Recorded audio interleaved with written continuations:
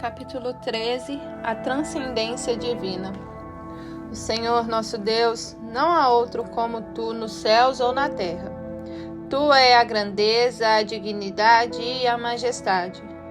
Tudo que há nos céus e na terra te pertencem. Teu é o reino, o poder e a glória para sempre. Ó Deus, e Tu és exaltado sobre todas as coisas. Amém. Ao nos referirmos a Deus como transcendente, queremos dizer que Ele é exaltado muito acima do universo criado. Tão acima que o pensamento humano é incapaz de imaginar. Para nutrir pensamentos corretos sobre isso, no entanto, devemos ter em mente que muito acima não faz referência à distância física da Terra, mas à qualidade do ser. Não estamos falando de localização espacial ou mera altitude, mas da vida. Deus é espírito e para Ele, magnitude e distância não têm significado. Para nós, são elementos úteis em analogia e ilustrações. Portanto, Deus os utiliza constantemente para falar ao nosso entendimento limitado. As palavras de Deus em Isaías, assim diz o alto e o excelso que habita na eternidade. Transmite uma distinta impressão de altitude, pois nós, que habitamos no mundo da matéria, espaço e tempo, tendemos a pensar em termos materiais e somos incapazes de compreender conceitos abstratos, exceto quando de alguma forma se identificam com coisas materiais. Em sua luta para ser livre da tirania do mundo natural, o coração do homem deve aprender a traduzir para cima a linguagem que o Espírito utiliza para nos instruir. É o Espírito que empresta significado à matéria e, a não ser por ela, não tem valor definitivo. Basta que uma criança se afaste de um grupo de turistas e se perca em uma montanha para que toda a perspectiva mental de seus membros mude. A admiração pela grandeza da natureza dá lugar à aguda preocupação com a criança perdida. O grupo se espalha pela montanha, chamando ansiosamente o nome da criança e procurando energicamente em cada canto onde a pequenina possa estar escondida. O que causou essa mudança tão súbita? A montanha coberta de árvores continua a elevar-se até as nuvens com sua beleza de tirar o fôlego, mas ninguém mais presta atenção nela. O foco está na busca da garotinha de cabelos cacheados com menos de 2 anos de idade e menos de 15 quilos. Embora tão jovem e pequena, ela é mais preciosa para os pais e amigos do que a vasta e antiga montanha que estavam admirando por alguns minutos antes. E todo mundo civilizado partilha desta opinião, pois uma garotinha pode amar, rir, falar e orar, mas montanhas não. É a qualidade do ser da criança que lhe empresta valor. Devemos, no entanto, evitar comparar Deus ao trem como acabamos de fazer com a montanha e a criança. Não devemos pensar em Deus como o mais alto em uma ordem ascendente de seres, começando pelos unicelulares e subindo dos peixes para os pássaros, para os animais, para os homens, para os anjos, querubins e Deus. Isto equivaleria a conceder eminência e até mesmo preeminência a Deus.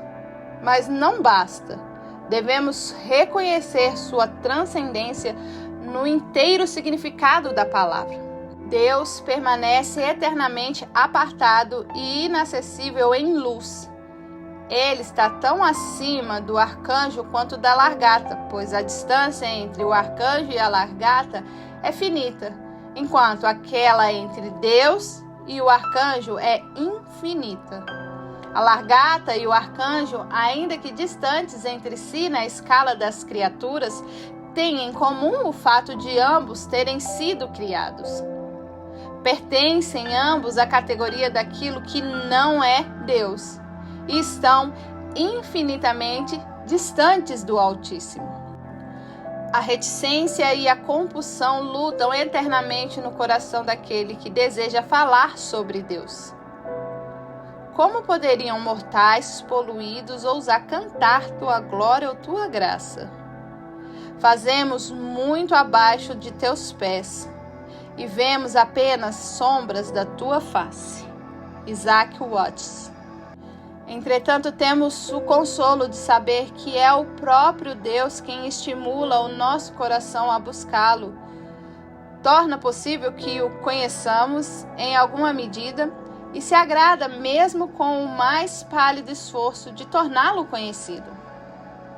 Se algum vigia ou santo que tivesse passado séculos felizes à beira do mar de fogo viesse à terra, quão sem sentido seria para ele o ruído excessivo das ocupadas tribos dos homens.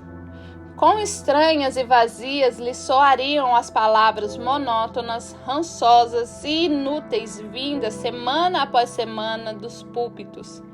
E se alguém assim fosse falar na terra, não falaria ele de Deus? Não encantaria e fascinaria seus ouvintes com extasiante descrição da deidade?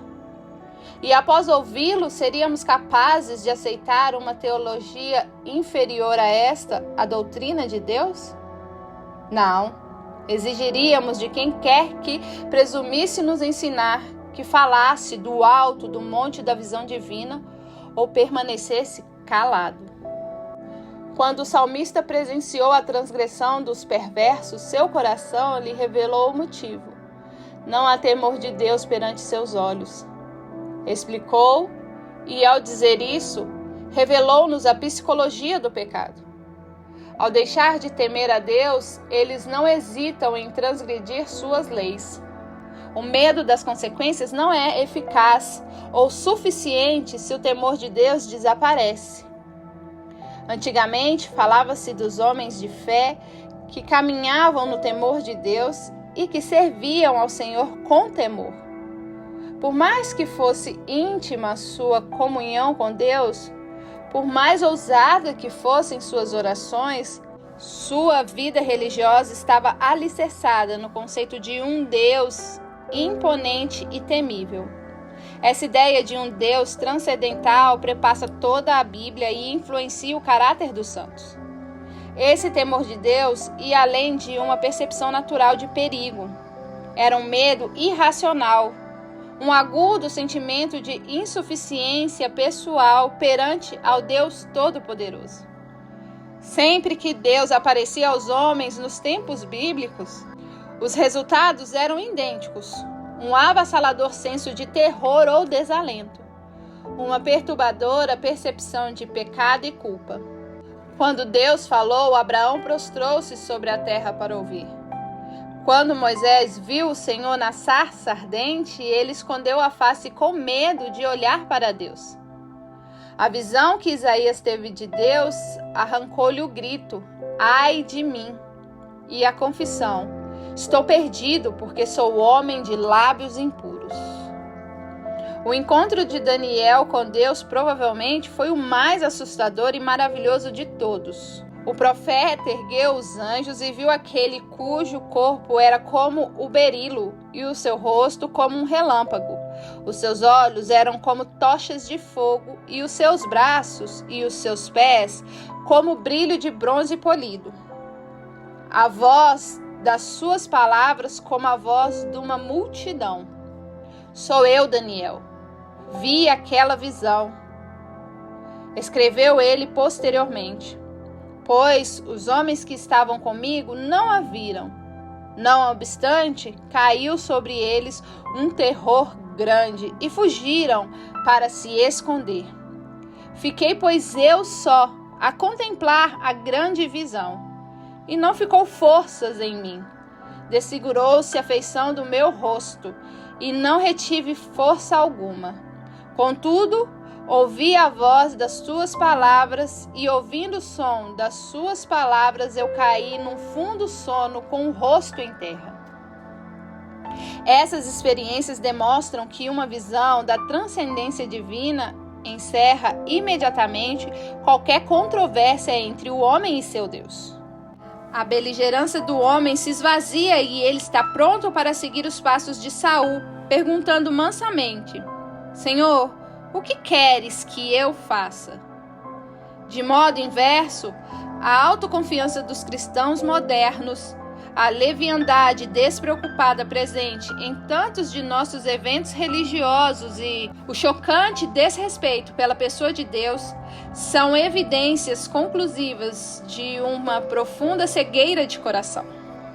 Muitos chamam a si próprio pelo nome de Cristo, falam constantemente sobre Deus e oram a Ele de vez em quando, mas evidentemente não têm ideia de quem Ele é. O temor do Senhor é uma fonte de vida, mas este temor saudável é bastante raro entre os cristãos atuais.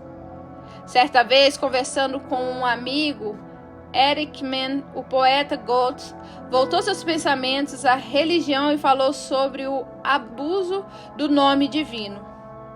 As pessoas o tratam, disse ele, como se aquele ser altíssimo e incompreensível que está além do alcance do pensamento fosse seu igual.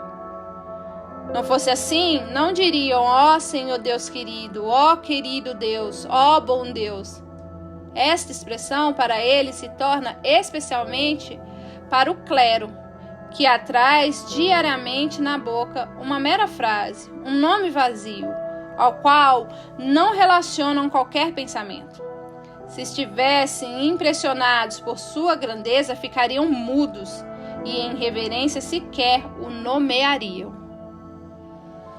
Senhor, todos os seres entronizam de longe tua glória incandescente, desde o sol e das estrelas, centro e alma de toda a esfera, mas tão próximo de cada coração amoroso.